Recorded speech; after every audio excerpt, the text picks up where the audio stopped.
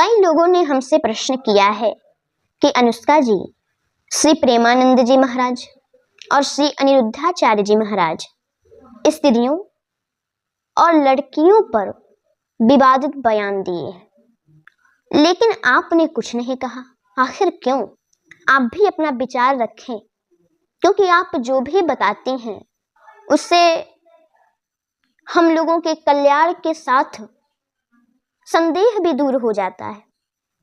ऐसा प्रश्न आया है, लेकिन प्रश्न को बताने से पहले सभी भक्तों को, माता बहनें, भाई बंधुओं को एवं समस्त देशवासियों को हमारे तरफ से जय श्री कृष्ण, राधे राधे, जय श्री सीताराम, जय हनुमान जी महाराज। जैसा कि आप लोग जानते हैं कि मैं किसी भी विषय पर बिना प्रमाण के नहीं बोलती, और आज भी मैं जो भी बोलूंगी प्रमाण के साथ बोलूंगी। आप लोग ध्यान से सुनिए।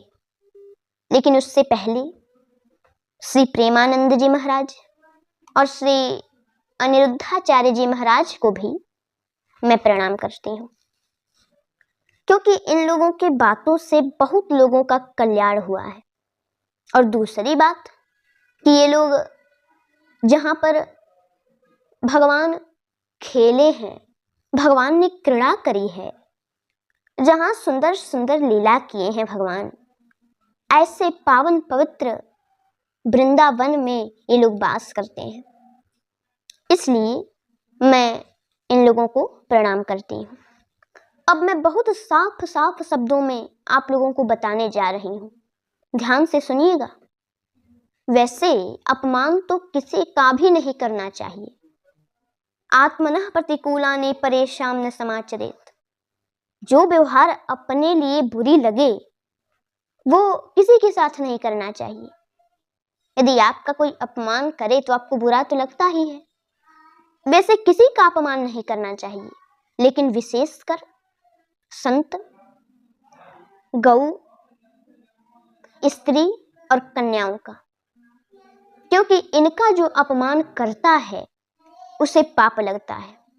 लेकिन प्रेमानंद जी महाराज जो समझाना चाह रहे हैं, लगभग वही चीज श्री तुलसीदास जी महाराज श्री रामचरितमानस जी में बताए हैं। तो हम लोग जानते हैं कि वो क्या लिखे हैं। स्त्रियों को कैसा होना चाहिए, लड़कियों को कैसा होना चाहिए, और लड़कों को कैसा होना चाहिए, पुरुषों को कैसा होना चाहिए।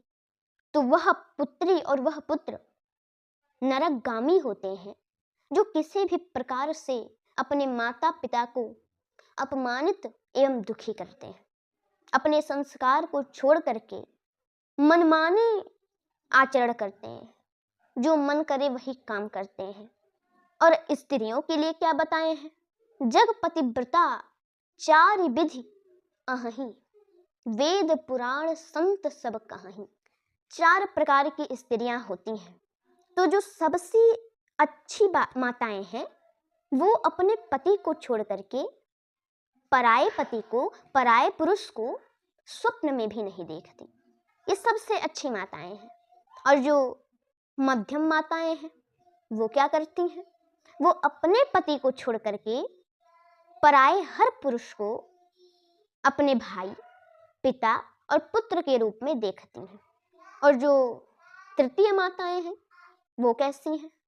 तो जो कुल के मर्यादा को समझ करके और बची रहती हैं, समाज के भय से जो बची रहती हैं, वो तृतीय माताएं हैं। वो निकृष्ट यानी निम्न श्रेणी की माताएं कहलाती हैं। और जो स्त्री समाज के भय के कारण या मौका न मिलने के कारण या फिर किसी भी भय के कारण पतिव्रता बनी रहती हैं, अपने पति से कपट करती हैं, मन में कुछ और बाहर कुछ और दिखाती हैं, उन स्त्रियों को निश्चित ही सबसे खराब वाले नरक रौरव में जाना पड़ता है।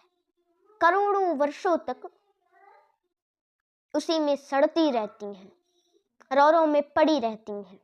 तो अब आप लोग ये समझ लीजिए कि जैसा कर्म हम लोग कर रहे हैं उसके हिसाब से तो कोई नरक ही नहीं बना है, क्योंकि हम लोग जैसा कर रहे हैं हमको रौरव से भी हैवी नरक में जाना पड़ेगा, खतरनाक नरक में जाना पड़ेगा। लेकिन बना ही नहीं है तो हमें लगता है भगवान को नया नरक बनाना पड़ेगा, रौरव से भी हार्ड हम लोगों के लिए स्पेशल। तो उस हिसाब से तो संत श्री प्रेमानंद जी महाराज ने सही ही कहा है।